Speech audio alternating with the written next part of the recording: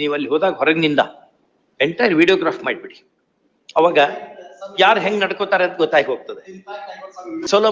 King Solomon ಕತೆ ಗೊತ್ತಿದೆಯಲ್ಲ, ಮಗು ನಂದು ಅವ್ರದ್ದು ಅಂತ ನಡೆಯುವಾಗ ಸೊಲೋಮನ್ ಹೇಳ್ತಾನೆ, ಆಯ್ತು ಮಗುನ 2 ಭಾಗ ಮಾಡಿ, ಒಂದು ಭಾಗ ನೀ ಇಟ್ಕೋ, ಒಂದು ಭಾಗ ನಾ ಇಟ್ಕೋತೀನಿ, ಅವಳು ಇಟ್ಕೊಳ್ಳಿ. ಅವಾಗ ನಿಜವಾದ ತಾಯಿ ಇದ್ದವಳು, ಆ ರೀತಿ ಮಾಡೋದು ಬೇಡ, ಮಗುನ ಅವಳ ಹತ್ತಿ ಬಿಟ್ಬಿಡ್ರಿ ಅಂತ.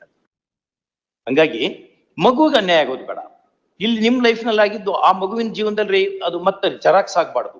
ಆ ಎಪಿಸೋಡ್ ಚೈಲ್ಡ್ ಮಗುನ್ ನೋಡ್ಕೊಳ್ಳಿಕ್ಕೆ ಅದೊಂದು ದೊಡ್ಡ ಕೆಲಸ. ಅದು ನಾವು ನೋಡ್ಕೋತೆ ಕೊಟ್ಬಿಡಿ ಅನ್ನೋದು ಆನ್ಸರ್ ಆಗಲ್ಲ.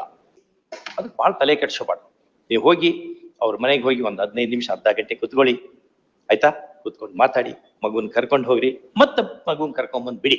ಅವ್ರು ತಪ್ಪು ನಡ್ಕೊಂಡ್ರು ಅಂದ್ರೆ ಇದು ಮಾಡೋ ಅಗತ್ಯ ಬೀಳೋದಿಲ್ಲ. But record everything, how will know she did not treat us well ಅಂತ ನೀವ್ ಹೇಳ್ತೀವಿ. I want him, he is my husband ಅಂತ ಅವ್ರು ಹೇಳ್ತಾರೆ. ನಾವ್ ಹೆಂಗಪ್ಪ ಡಿಸೈಡ್ ಮಾಡೋದು? ತಾಯಿ ಜೊತೆ ಮಗು ಇದ್ದಂಗೆ ಬೇರೆ ಜೊತೆ ಇರಲ್ಲ.